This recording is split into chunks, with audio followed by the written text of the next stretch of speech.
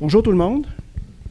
Donc, ça nous fait très plaisir, mon collègue Jean-Dominique Morancy et moi-même de Statistique Canada, de nous joindre à vous aujourd'hui pour vous parler donc de nos travaux sur les projections de la population active. En fait, on va parler des tendances récentes, mais aussi donc de nos projections qu'on a établies récemment, en fait. Je pense que ça va être une présentation générale sur les grandes tendances au niveau du Canada, au niveau du Québec, quant à la population active, quant à la composition de la population active. Le thème de votre journée est le visage changeant de la main-d'œuvre. Je pense qu'on va être capable de vous décrire en quoi la population active change au Canada et pourrait changer dans les années à venir. Donc, je pense que ça va être une belle introduction, disons, à vos débats peut-être plus précis après qui suivront. Nous, on est vraiment ici dans les tendances nationales et dans les tendances au niveau du Québec. Alors, comme je le disais à l'instant, on va couvrir essentiellement les grandes tendances récemment observées, les tendances projetées à l'horizon 2036.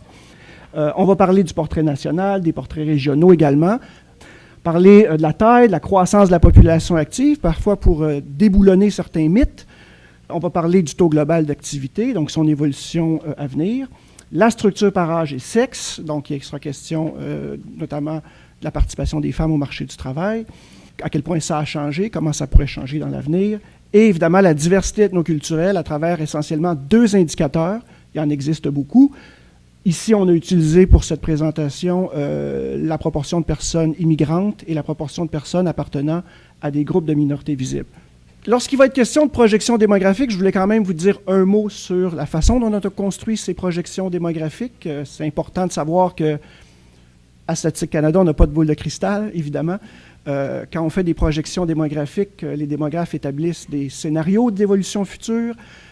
Aujourd'hui, je vais essentiellement vous parler du scénario de croissance moyenne ou du scénario de référence. C'est pour des questions de temps. Il existe d'autres scénarios. Je vais en commenter quelques-uns à un certain moment parce que ça va être pertinent de le faire. Mais je vous invite évidemment à toujours garder à l'esprit que nous n'avons pas de boule de cristal. Les grandes tendances que nous décrivons sont pour le scénario de référence qui, en fait, poursuit les tendances actuelles.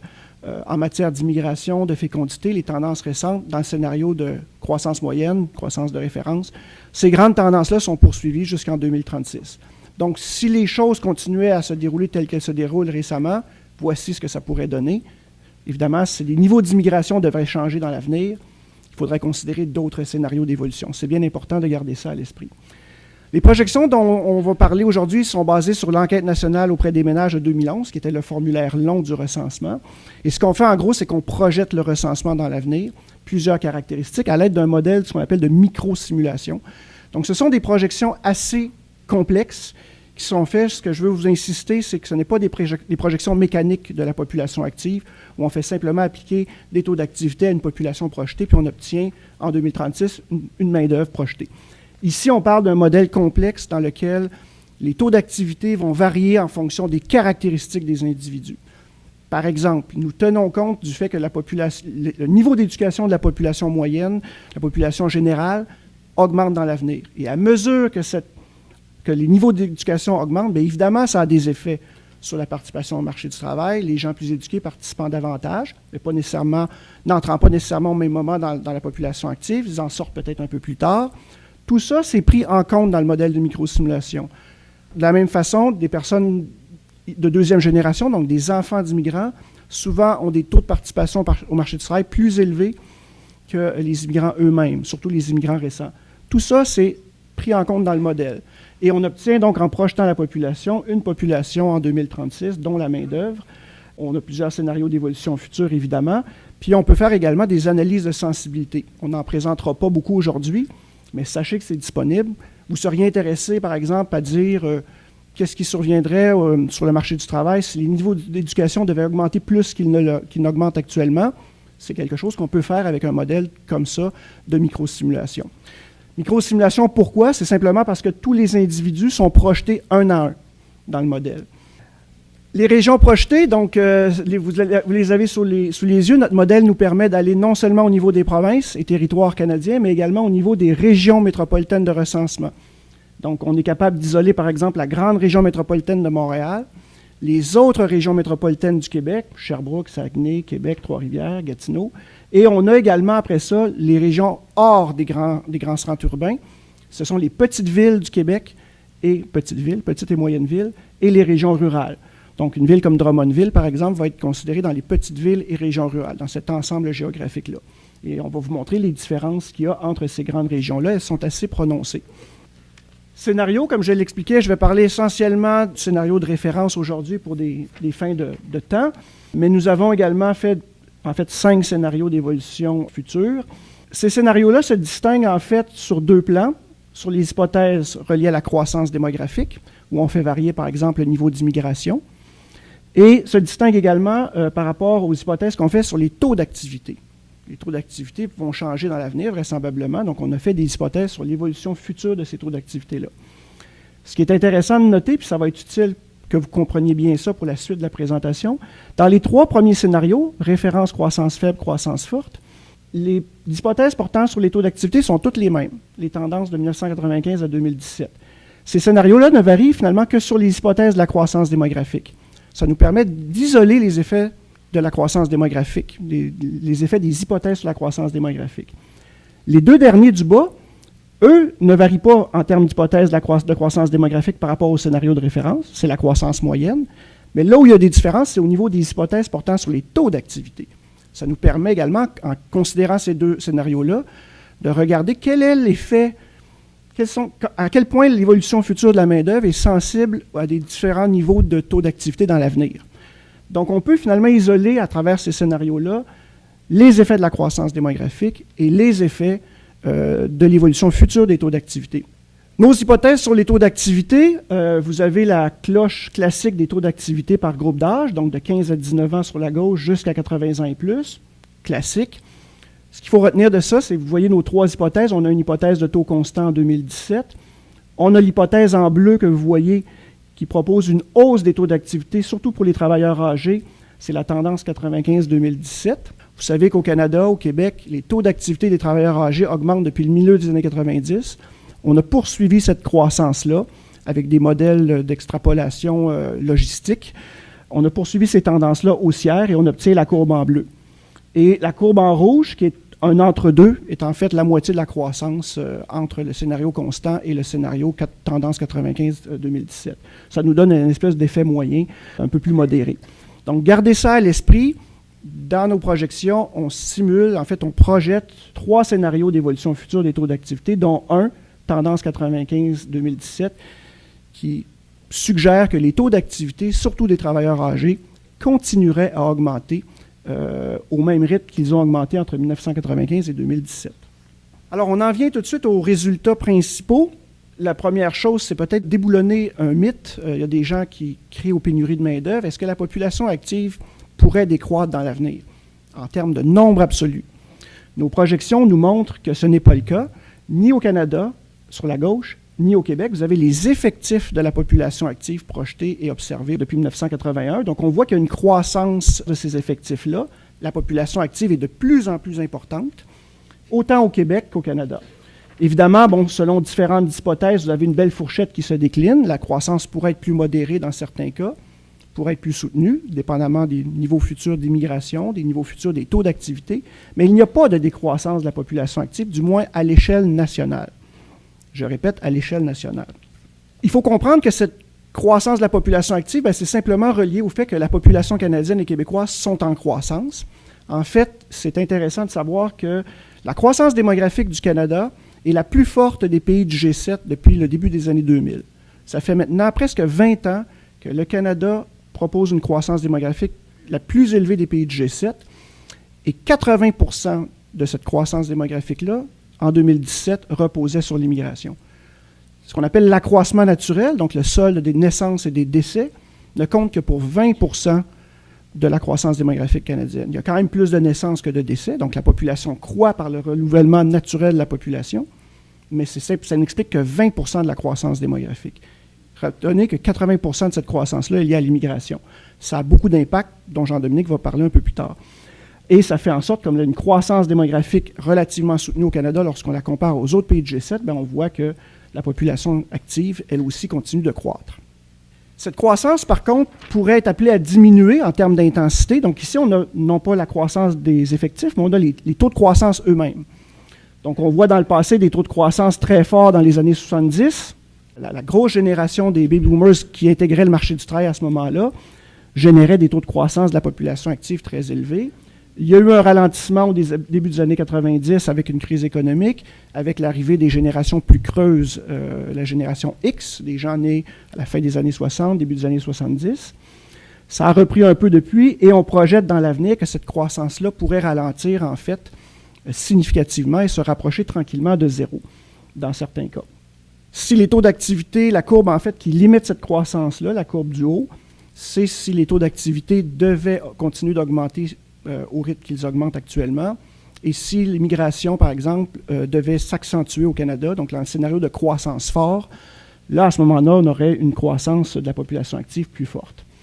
Mais donc, ce qu'il faut retenir, c'est que même s'il n'y a pas de décroissance en nombre absolu, le rythme de croissance, quand même, devrait décélérer au cours des prochaines années au sein de la population active, tant du Québec que du Canada.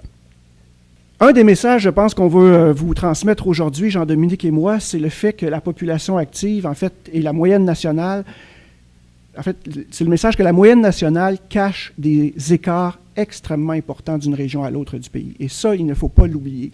Souvent, on présente, voici la tendance canadienne. Oui, mais la tendance canadienne, elle est de moins en moins représentative de ce qui se passe dans les différentes régions du Canada, surtout relié au fait que les immigrants ne s'établissent pas dans toutes les régions du Canada. Ils s'établissent surtout, en fait, dans les grands centres urbains. Donc, dans certains grands centres urbains, il y a des fortes croissances démographiques, des changements dans la composition de la population active. Dans d'autres régions du Québec, du Canada, il y a moins de croissance démographique et moins de changements dans la population active, outre le vieillissement, évidemment. Donc, ici, on a les taux de croissance annuels moyens de la population active, donc la main-d'œuvre, dans la grande région métropolitaine de Montréal, et vous voyez que ces taux-là étaient soutenus de 2011 à 2016 et devraient demeurer soutenus à l'horizon 2036. Par contre, dans les autres régions du Québec, les autres RMR et les régions à l'extérieur des grands centres urbains du Québec, vous voyez en fait que les croissances sont appelées à devenir négatives. Donc, la population active de certaines régions est appelée à diminuer, alors que celles des grands centres urbains comme Montréal, qui attirent beaucoup d'immigrants, vont rester très significatifs. Il se crée finalement des écarts grandissants entre les régions. C'est une première indication et nous allons avoir d'autres exemples de ça. Et je pense qu'il faut être vraiment conscient de cette régionalisation qui se crée actuellement des tendances finalement. On a pensé que c'était utile de comparer avec certaines autres régions du Canada, simplement pour situer le Québec. Des régions comme Toronto, comme Vancouver, comme Calgary et Edmonton. Évidemment, là, c'est Calgary et Edmonton, on a des taux de croissance vraiment plus importants. C'est aussi lié à la migration interne, donc les Canadiens qui vont vers l'Alberta. Et vous voyez que dans les régions hors RMR, hors des grands centres urbains, non seulement au Québec, mais également en Ontario, dans les régions atlantiques, les taux de croissance sont appelés à devenir négatifs. Dans certains cas, le sont déjà. Et ça devrait demeurer le cas à l'horizon de 2036. Donc, encore une fois, on voit toute la différence qu'il y a entre les grands centres urbains et les régions situées à l'extérieur de ces grands centres urbains. Intéressant aussi de s'attarder un petit peu à l'évolution du taux global d'activité. Je vous rappelle que le taux global d'activité, c'est simplement le poids démographique de la main-d'œuvre, de la population active, dans l'ensemble de la population âgée de 15 ans et plus. Je vous rappelle également que le taux d'activité, les actifs sont définis comme étant les gens qui sont en emploi et les chômeurs. Donc, ce sont les deux regroupés ensemble. Les étudiants, par contre, sont exclus de la population active. Donc, on a l'évolution de ce taux global d'activité. C'est un indicateur important, notamment à l'égard de l'équilibre des finances publiques.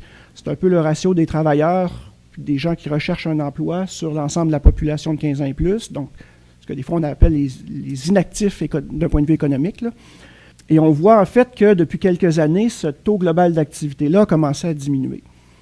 C'est un changement important. Donc, depuis le début des années 2010, là, le taux, tant au Canada qu'au Québec, ce taux global d'activité-là diminue progressivement. C'est également le cas dans beaucoup de pays du G7.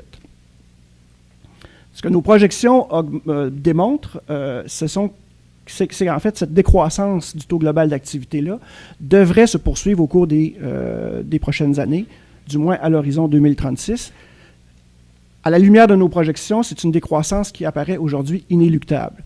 C'est évidemment dû à des changements dans la structure par âge. Il y a des vastes générations qui ont intégré le marché du travail dans les années 70, 80, et là maintenant qui en sortent, et donc qui ont un effet sur ce taux global d'activité-là, un effet à la baisse. Ce qui est intéressant de noter sur ce graphique, c'est que j'ai illustré les 3 scénarios qui ne diffèrent qu'en matière d'hypothèses sur les comportements démographiques, sur les facteurs de la croissance démographique que sont l'immigration, la fécondité et la mortalité. Et ce qui est intéressant de voir, c'est que ça ne change rien. Peu importe les niveaux futurs d'immigration, peu importe les niveaux futurs de la fécondité, du moins à l'horizon 2036, les 3 scénarios donnent à peu près la même chose. Donc, il semblerait que l'avenir, en termes de taux global d'activité, le poids démographique de la population active, même si on augmentait demain matin les taux d'immigration puis qu'on les gardait beaucoup plus élevés jusqu'à l'horizon 2036, il y a peu d'effet. Parce qu'il n'y a pas d'effet entre le scénario de croissance forte puis le scénario de référence. C'est à peu près toute la même chose. Donc ça, c'est assez intéressant à voir. L'explication de la baisse de ce taux global d'activité-là vient de la démographie, mais ce n'est pas la démographie qui peut influencer l'avenir de ce taux d'activité-là, du moins pas à l'image de nos projections actuelles. Si maintenant je mets plutôt les scénarios qui diffèrent en matière de taux d'activité, les taux d'activité projetés dans l'avenir, donc ce n'est plus la croissance démographique, là, c'est les 2 lignes que je fais apparaître diffèrent en matière d'hypothèse sur l'évolution future des taux d'activité par groupe d'âge de 5 ans. Et là, ce qu'on voit, c'est que si les taux demeuraient constants, la courbe en orange, la plus basse, si les taux étaient demeurés constants à leur niveau de 2017, la décroissance aurait été encore plus marquée, nettement plus marquée. Puis si les taux augmentaient juste à moitié de la tendance récente, c'est la courbe en bleu, la 2e plus basse. Et là, on voit plus d'écart. Donc, il semble qu'en fait, le taux global d'activité dans l'avenir soit sensible à l'évolution future des taux d'activité. Alors, la question, c'est est-ce que les travailleurs âgés de 50 ans et plus, est-ce que leur participation à la main-d'œuvre va continuer d'augmenter dans l'avenir? Et si c'est le cas, on pourrait limiter finalement la décroissance du taux global d'activité. Puis si au contraire, les évolutions récentes devaient s'arrêter, que les gens devaient ne pas travailler davantage dans l'avenir qu'aujourd'hui, surtout les travailleurs âgés, on voit que peut-être la décroissance du taux global d'activité serait plus importante. Au niveau des niveaux, vous voyez, on se rapproche autour de 62 % là, dans le scénario de référence. Ce qu'il faut savoir, c'est que même avec ce taux-là, le taux global d'activité au Canada demeurait souvent plus élevé que dans les autres pays du G7. En Italie, par exemple, actuellement, le taux global d'activité est inférieur à 50 %.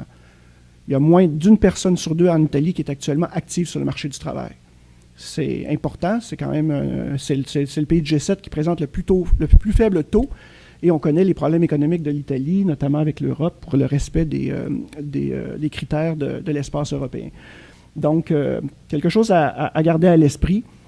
L'évolution future du taux global au Canada sera en fait plutôt liée à l'évolution future des taux d'activité. Le taux global d'activité, évidemment, encore une fois, varierait d'une région à l'autre de façon importante.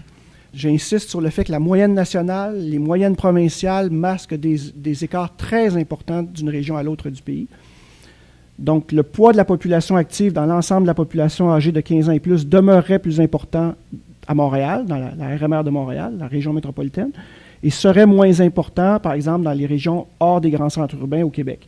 Et vous voyez que la décroissance serait également plus marquée dans les régions hors des grands centres urbains. On voit que la différence entre la barre bleue et la barre orange, celle qui est projetée en 2036, est plus importante pour le Québec hors RMR que pour la région de Montréal. Quelques comparaisons avec l'extérieur du Québec également. Une région se distingue, Calgary et Edmonton, beaucoup de main-d'œuvre abondante dans ces 2 grands centres urbains de l'Alberta, avec un taux global d'activité qui pourrait demeurer au-delà des 70 % dans ces 2 régions urbaines de l'Alberta. Et vous avez les régions situées hors des grands centres urbains en Ontario, en Atlantique, sur l'extrême droite. Vous voyez des taux global d'activité nettement plus faibles. Dans le cas, par exemple, des régions situées à l'extérieur des grands centres urbains dans l'Atlantique, on s'approche des 55 % en 2036. Donc, on n'est pas encore en bas de 1 sur 2, un actif sur deux personnes âgées de 15 ans et plus, mais on s'en approche tranquillement. Donc, ça vous situe un peu l'ensemble des différences, l'ensemble des variations qui existent d'une région à l'autre du pays. Et ces variations-là vont grandissantes également dans l'avenir. Voilà, alors j'arrête ici pour ma part et je vais laisser mon collègue Jean-Dominique vous présenter la deuxième partie de notre présentation qui va être plus centrée sur les caractéristiques des gens en emploi, et des chômeurs et des gens en emploi, donc la population active. Bon, merci Laurent pour cette entrée en matière. Alors effectivement, je vais vous continuer en présentant quelques indicateurs plus démographiques de la population active là, au Canada et au Québec, notamment par âge, sexe et quelques caractéristiques socio-culturelles à la fin de la population active. Alors ici, évidemment, comme démographe, on s'intéresse toujours à la structure par âge de la population. Puis ici, on va regarder la structure un peu par âge de la population active au Canada et au Québec. Alors ici, j'ai deux groupes d'âge que je présente, 15 à 24 ans et 55 ans et plus. C'est la proportion de ces groupes d'âge-là au sein de la population active totale. Puisqu'on observe, tant au Canada qu'au Québec, la proportion des 15 à 24 ans, qui était très élevée au début des années 80, a diminué très rapidement. Ici, bon, c'est essentiellement dû à la faible fécondité qu'il y a eu dans les années précédentes. Alors, il y a peu de jeunes qui sont entrés sur le marché du travail comparativement à ce qui se passait avant. D'un autre côté, la population âgée de 55 ans et plus, qui était plutôt stable au fil du temps, s'est mise à croître très rapidement dans les, disons, 15 dernières années. Qu'est-ce qui s'est produit? C'est que les baby boomers, les larges cohortes des baby boomers, ont commencé à atteindre 55 ans en 2001. Donc les premiers baby boomers, on parle de 1946, puis les baby boomers, on les situe en 1946 et 1965. Alors si on regarde ici en 2001, les premiers baby boomers atteignent 55 ans, puis 2021, on s'attend à ce que les derniers baby boomers atteignent 55 ans. Alors on voit la croissance, la proportion dans la population de ce groupe d'âge-là, très rapide entre 2001 et 2021. Il représentait à peu près 10 et 25 finalement en 2021. Croissance très rapide. Qu'est-ce qu'on peut dire de ça? C'est qu'il y a un vieillissement rapide de la population active, tant au Canada qu'au Québec. Ici, je vais vous présenter des taux d'activité pour deux groupes d'âge bien précis, les 15 à 24 ans et les 55 à 64 ans. Alors, dans le passé, on observait que les taux d'activité des plus jeunes étaient plus élevés, finalement, que les personnes âgées. Les personnes de 15 à 24 ans avaient des taux d'activité plus élevés que les 55 à 64 ans. Et puis, depuis à peu près 1996, les taux d'activité des personnes entre 55 et 64 ans se sont mis à augmenter très rapidement. Et au Canada, leur taux d'activité a même dépassé celui des 15 à 24 ans. Alors, les gens plus âgés restent de plus en plus longtemps, finalement, actifs, repoussent l'âge de la retraite, au point où, si on poursuit les tendances, bien, en 2011, au Canada, la proportion a dépassé celle des 15 à 24 ans, mais surpasserait davantage dans le futur. Au niveau des 15 à 24 ans, bien, on sait que les gens restent de plus en plus longtemps aux études, par exemple. Alors, comme Laurent l'a mentionné tantôt, les gens aux études sont considérés comme étant inactifs. Alors, on s'attend à ce que les taux d'activité de ce groupe d'âge-là continuent à diminuer. C'est l'hypothèse qu'on fait dans la projection ici. Leur taux d'activité diminue tranquillement.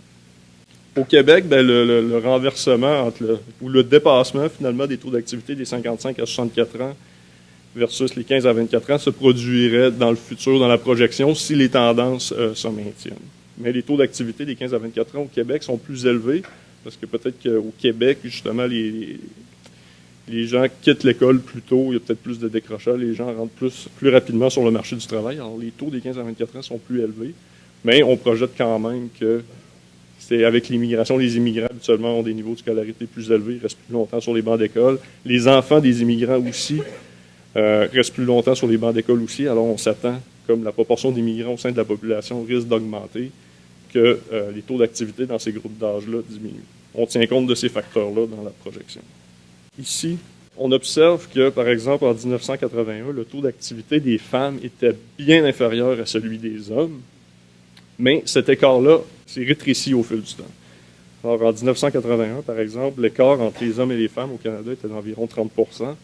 Et puis, là, on sait qu'à l'époque, là, on était plusieurs années en arrière, les femmes avaient tendance à plus rester à la maison. On était plus dans le modèle de l'homme qui travaille. Les femmes restaient à la maison, mais cela a changé au fil du temps et les taux d'activité des femmes ont augmenté constamment. Alors que celui des hommes s'est réduit tranquillement. Puis on observe finalement une convergence tranquillement vers les taux d'activité entre les hommes et les femmes. Et le fait que les taux d'activité des femmes ont augmenté au fil du temps a permis au taux d'activité total, finalement, de continuer à croître ou de diminuer moins rapidement. Alors, les conclusions sont les mêmes ici au Québec qu'au Canada. Ici, bien, je vous présente rapidement un ratio. C'est le ratio entre le nombre de femmes actives pour 100 hommes actifs au Canada et au Québec. Et on observe qu'au début des années 80, pour 100 hommes actifs, il y avait environ 60 femmes actives au Canada. Au Québec, c'était 55. Puis on se rend compte qu'au fil du temps, il y a vraiment, là, on arrive quasiment à un ratio de presque 1 pour 1. 94 femmes pour 100 femmes actives à peu près en 2036 qu'on projette, si la tendance se maintient. Alors, il y a comme un équilibre finalement entre les sexes qui est en train de s'installer. Ici, bon, on a parlé que la population active au Québec puis au Canada est en croissance. Oui, c'est vrai, mais il y a certains secteurs d'activité finalement qui profitent peut-être plus de cette croissance de la population active que d'autres. Bon, ici, on sort un peu du champ de la démographie, mais je pense que c'est une information qui est intéressante de vous montrer, puisque ça fait un peu partie du grand portrait. Alors, je vous présente ici l'évolution relative de la population active par secteur entre 1996 et 2016 au Québec pour les hommes et les femmes. Alors, on présente les 5 secteurs où il y a eu le plus grand nombre de... La croissance était la plus élevée en termes d'actifs, et les 5 secteurs où il y avait la plus grande, finalement, décroissance ou plus faible croissance. Alors, les secteurs où il y a de moins en moins d'actifs, selon les données entre 1996 et 2016, c'est les secteurs de l'agriculture, de la fabrication et, dans le cas des hommes, de la foresterie, où il y a des baisses importantes.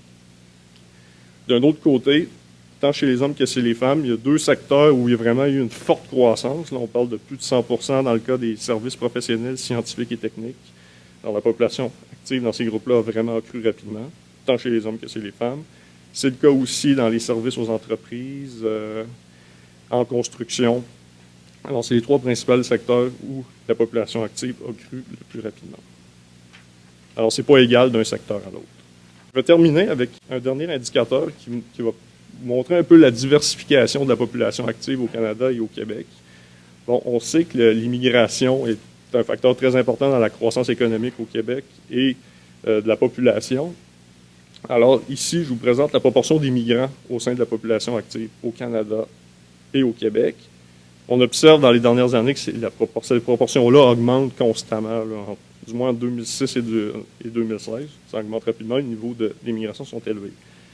On projette dans le futur, ça dépendra du niveau d'immigration futur, mais on projette que si les tendances actuelles se maintiennent, la proportion d'immigrants au sein de la population active serait de plus en plus importante.